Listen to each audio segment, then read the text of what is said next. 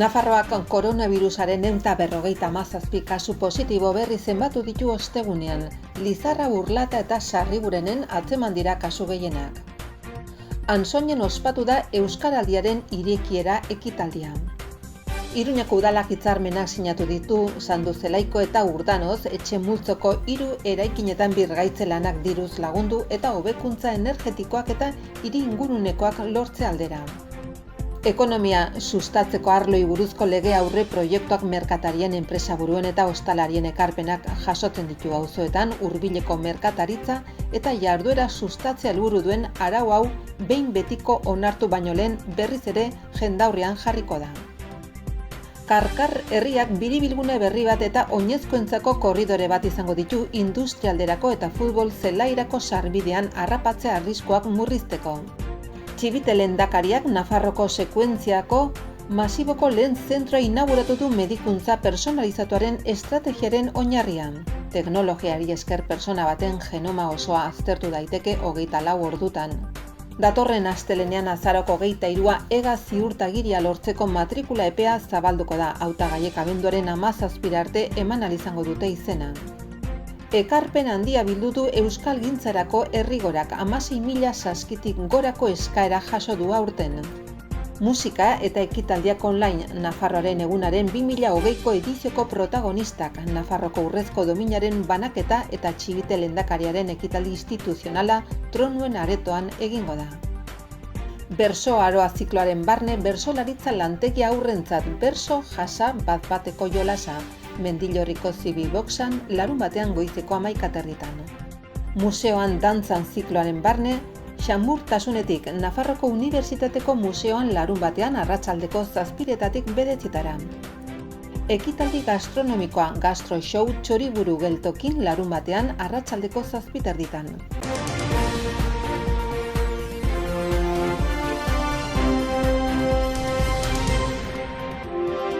Ostegunean 2.370 PCR eta antigenoen testak egin ziren Nafarroko eskualde ezberdinetan. Ondorioz, 157 positibo azaleratu dira azken egunean.